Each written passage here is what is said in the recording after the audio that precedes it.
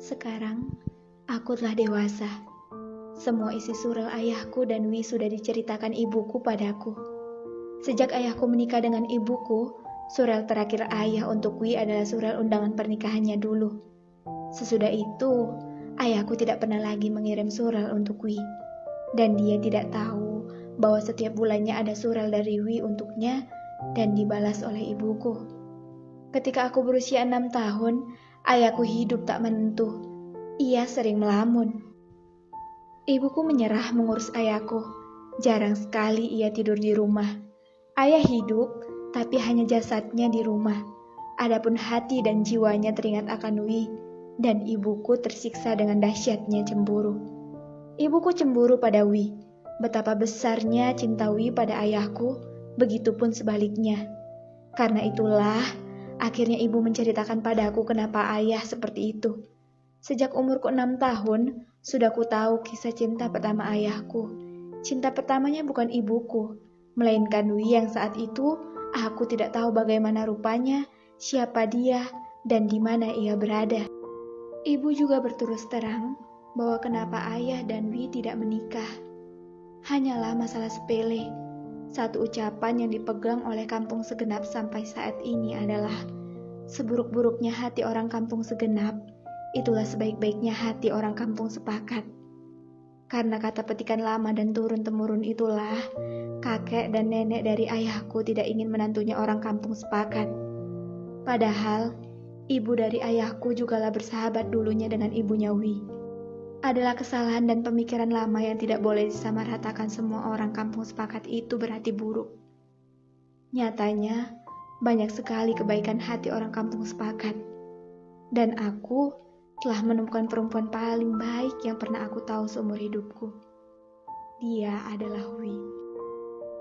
Tidak lama setelah ibuku meninggal, aku memberanikan diri mencari perempuan yang bernama Wi. Ini adalah pesan terakhir ibuku setelah ia meninggal, agar aku menikahkan ayahku dengan cinta pertamanya, Wi, supaya ayahku merasa lagi betapa indahnya hidup ini. Aku pun berangkat dari rumah, keluar Pulau Jawa, meninggalkan Yogyakarta, masuk ke pedalaman Pulau Sumatera, dan tiba di Aceh Tenggara. Kutanyakan ke sana kemari kampung segenap, kampung ayahku yang sampai sekarang belum pernah ia membawaku saat liburan karena alasan jauh. Dan akhirnya kutemukan sebuah kampung nan indah, terpencil di Bukit Menawan. Itulah kampung segenap yang berseberangan sungai dengan kampung sepakat. Aku menyempatkan diriku bertamu ke rumah kerabat ayahku di kampung segenap. Malamnya, aku mengajak 2 dari kerabat ayahku untuk menemui Wi di rumahnya, di kampung sepakat. Sampai di sana, ku ketuk pintu mengucapkan salam. Assalamualaikum. Waalaikumsalam warahmatullahi wabarakatuh. Saut suara tua di balik pintu. Kulihat seorang nenek cantik yang membukakan pintu untuk kami. Kulitnya sudah keriput, rambutnya panjang dan telah memutih. Namun wajahnya masih karismatik, cantik. Sepertinya dialah nenek tercantik di kampung sepakat. Dia mengenakan kacamata, tampak betul ia seorang yang rajin baca buku. Benar Anda yang bernama Wi? Tanyaku memastikan. Ya, sautnya singkat. Bukan main senangnya aku. Orang yang di depanku ini telah ku ketahui isi hatinya. Sudah ku tahu derita hidupnya. Betapa lamanya ia telah menunggu. Alhamdulillah, orang yang aku cari masih hidup, masih kuat, meskipun rambutnya sudah memutih, tetapi ia tetap cantik. Perkenalkan, nama saya Dewi, Nek. Anak tunggal dari keluarga To dan Nelly, kataku menjelaskan. Seketika beliau memelukku, menangis sendu, air matanya deras. Isak tangisnya membuat mataku ikutan menangis. Lebih 1 jam ia menangis dalam pelukanku, melimpahkan rasa rindunya padaku sebagai anak dari To ayahku. Dari kami tidak ada yang bicara satu kata pun. Semua orang kampung sepakat dan segenap sudah tahu kisah cinta nenek yang menangis di dalam pelukanku ini. Kami menunggunya hingga ia selesai menangis. Begitu tangisnya reda, air matanya telah kering. Kulihat ia mulai mengelap wajahnya. Matanya masih berbinar, menyala, alisnya belum berantakan. Senyumnya masih manis, giginya masih lengkap. Kemudian ia pun mulai bicara. 44 tahun, 4 bulan, 2 minggu, 4 hari, dan 12 jam sudah lamanya aku menunggu kedatanganmu, nak. Sudah ku tahu, kamulah tamuku yang akan datang mengetuk pintuku. Sebab ayah dan ibumu telah meninggal, bahkan tidak sempat datang bertamu. Jelasnya, aku terharu mendengarnya. Tetapi ayahku masih panjang umur. Ayahku juga telah lama menunggumu, Nek. Seperti lamanya nenek menunggunya. Sudah cukup banyak hatiku terluka, nak. Tolonglah, jangan lagi melukaiku dengan berbohong. Tolong bahagiakanlah aku. Sudi kiranya kau memanggilku ibu, nak.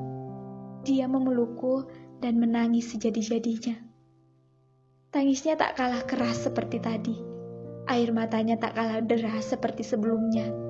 Aku menyapu-nyapu punggungnya dengan tanganku. Aku mencoba menguatkannya. Aku tidak berbohong. Alhamdulillah, ayahku masih panjang umur, tetapi separuh nyawanya telah pergi. Mendengar ucapanku, tangisnya semakin sendu. Kurasakan sekali betapa lamanya ia sudah menunggu. Aku senang sekali bisa mengatakan semuanya. Aku menangis haru sembari memeluknya. Ternyata benar bahwa Wi belum pernah menikah. Dia menunggu ayahku. Kujelaskan padanya bahwa yang membalas surelnya setelah ayahku menikah adalah ibuku. Tidak jarang, ayahku bertanya apakah ada surel dari Wi untuknya.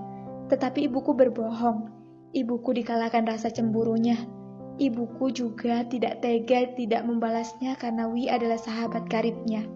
Dan ibuku disiksa oleh rasa cemburunya sendiri, hingga ia meninggal di usianya yang ke-54 tahun. Ibuku seumuran dengan Wi. Sudah kuceritakan semuanya yang sesungguhnya, tetapi Wi belum percaya. Hingga esok harinya, aku menelpon ke rumah, menyuruh tetangga datang dengan ayah ke rumah Wi. Aku bilang pada ayahku bahwa Wi masih hidup dan masih setia menunggunya. Dan Wi belum pernah menikah. Ayahku pulih seketika. Dia segera datang saat itu juga. Dan akhirnya, ayahku menikah dengan Wi di usia Wi yang ke-64 tahun. Cinta pertama yang saling menunggu. Sekarang, barulah ayahku tahu bahwa gula itu rasanya manis saat menunggu kopi pertamanya di rumah Wi. Dan malam itu ibuku Wi menghidangkan gutel dan masam jaing masakan favoritnya. Salah satu dari 7 menu andalannya. Setelah ayahku menikah dengan Wi, kami meninggalkan Yogyakarta. Tinggal di kampung sepakat. Di rumahnya Wi, di Kutacane, Kabupaten Aceh Tenggara, Kecamatan Tano Alas, yang berseberangan sungai dengan desa ayahku, Kampung Sepakat. Kampung Wi bersebelahan dengan kampung ibu kandungku. Kenapa ibu kandungku istri pertama ayah? Karena dijodohkan kakek, nenek, karena petikan lama yang buruk makna itu. Sekarang, aku sudah punya ibu lagi. Dialah bernama Wi, perempuan setia yang pernah ku tahu seumur hidupku. Malam itu adalah hidangan pertama ibuku untuk ayahku. Gutel dan masam jaing masakan terbaiknya. Makanan favorit ayah ibuku. Kata ibuku Wi padaku, "Nak Dewi, janganlah biasakan menunggu, nanti kamu ketagihan. Tidak baik. Jangan ikuti ibu, nak.